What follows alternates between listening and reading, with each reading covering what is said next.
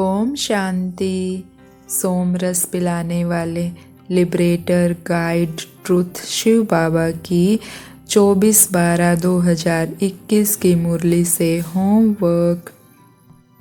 आज बाबा हमें मुरली शुरू होते ही स्मृति दिला रहे हैं कि तुम पावन थे, फिर 84 जन्म लेते लेते पतित बने हो, अब फिर से पावन बनो।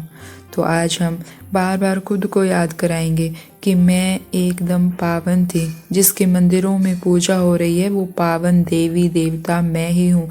मैं ही आत्मा सतयुग में एकदम पावन थी। बार बार अपने उसी स्वरूप को, सतयुग के स्वरूप को इमर्ज करेंगे। वो मेरा सजा सजाया स्वरूप, जब मेरे हर अंग से दिव्यता झलकती थी, वो सतयुगी देवी मैं ही हूँ। मंदिरों में जिसकी पवित्रता के कारण पूजा हो रही है वो देवी मैं ही हूँ, वो देवता मैं ही हूँ जिसकी इतनी पूजा हो रही है। जितना हम बार बार खुद को ये स्मृति दिलाएंगे और अपने उस स्वरूप को इमर्ज करेंगे, उतना ही वो पवित्रता हम में इमर्ज होती जाएगी और हमारे लिए पतित से पावन बनना आसान हो जाएगा। आज बाबा ने ये भी कहा कि मैं जब पढ़ाता हूँ तो उसमें कोई फर्स्ट क्लास फूल है, कोई मोतिये का, कोई रतन जोत का और कोई अक के भी फूल हैं।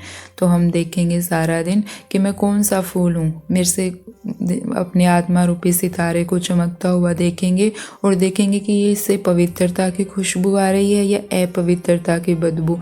मेरे हर कर्म में दिव्यता है या आसुरी बना है। तो चेक करते रहेंगे कि मैं कौन सी खुशबू फैला रहा हूँ या मैं देह भान की बदबू फैला रहा हूँ, विकारों की बदबू फैला रहा हूँ।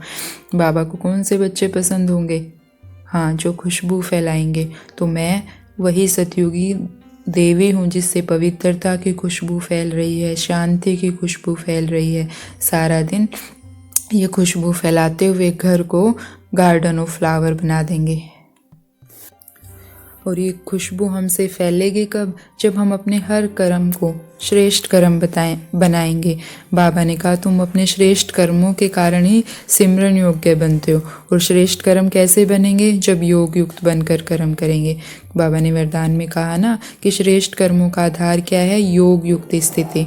तो हम जो भी कर्म करें बाबा के साथ कंबाइंड होकर कि बाबा मुझे फूल बनाने आया है, बाबा से पवित्रता की खुशबू आ रही है और मुझ आत्मा में फैल रही है और चारों तरफ फैल रही है। कभी किसी कर्म में हम शांति की खुशबू बाबा से ले चारों तरफ फैलाएं, किसी कर्म में हम शक्तियां ले शक्तिहीन आत्माओं को शक्तियां दे। तो ऐसे सारा दिन अपने हर कर्म में हम किसी ना किसी स्वरूप में बाबा को याद करेंगे।